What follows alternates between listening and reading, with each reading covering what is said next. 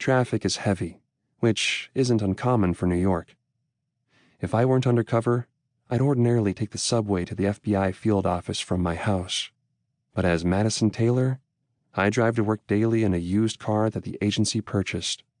Surprisingly, the vehicle still has 4 wheels attached, but it's well over 200,000 miles, and the outer body is an eyesore with its rust and paint discoloration.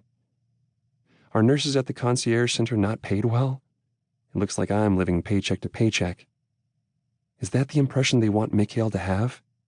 That I'm destitute and for him to take pity on me? I have memorized the directions to the Bratva compound, and the rental property that I'm staying in is located a few miles past the location. Rain pelts the windshield, and I pop on the wipers, struggling to see through the onset of weather. I'm not looking forward to what comes next. I'm a bundle of anxious energy, which I have to contain if I want this to go without a hitch.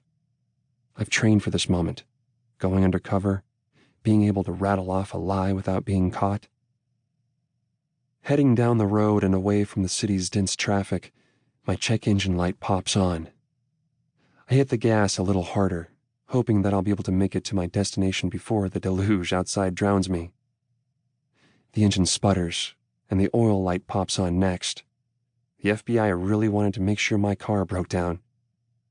The engine produces a horrible clicking sound and dies just as I pull up within walking distance of the compound's fence. I'd have preferred to be a bit closer. There are other nearby houses, but they're not the intended target. I step out of the vehicle into the storm. It takes seconds for me to become soaked. I'm dripping wet, shivering, and my clothes are clinging to my skin. I hustle toward the guard gate. "Excuse me," I say. My teeth are chattering, and I'm not sure they can even understand the words coming from my mouth. The guard pushes the window in his booth aside, sliding it to answer me. He's out of the rain, dry as a bone. "This is private property," he says. His voice is gruff, and he's got a thick Russian accent. "My car broke down," I say, and point at the vehicle a few yards away. I'm not sure if he can see it or not from his position inside of the booth, but he doesn't look the least bit concerned about helping me. "Try your cell phone." "It's dead." I pull my phone from my pocket. It's an older cell phone that the agency provided me with, a previous model that doesn't appear to give the same resemblance as a burner phone. The last thing I want is to draw more suspicion toward me.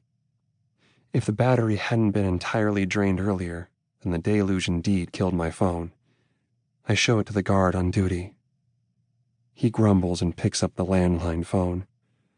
"I'll call a tow truck for you," he grunts. As I stand out in the cold, shivering, soaking wet, with the rain continuing to pour, a black SUV with tinted windows pulls up to the gate. The driver's window rolls down, and I recognize the man from earlier at the hospital, the bodyguard. Mikhail Baranov is seated in the front passenger seat. The bodyguard doesn't say a word. He doesn't have to. My presence is enough to warrant an explanation. "The girl says her car broke down," the gentleman in the booth answers. He opens the gate for their vehicle. Thunder bellows out overhead. Mikhail steps out into the deluge with an umbrella and hurries around to the passenger side to open the door for me. He slips out of his black wool coat, which is mostly dry, and drapes it over my shoulders. It's a warm and welcome relief from the cold clothes that cling to my skin. "Come inside, dry off, and we'll get you on your way," he says and opens the back door. I am shivering and trembling from the frigid weather. The coat keeps me from making a mess of the leather interior with my wet clothes. "Thanks," I say, and Mikhail shuts the door before stepping around to the passenger side.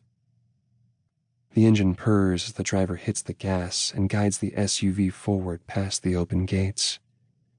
Shivering, I shove my arms into the warm coat and my hands into the pockets to get warm.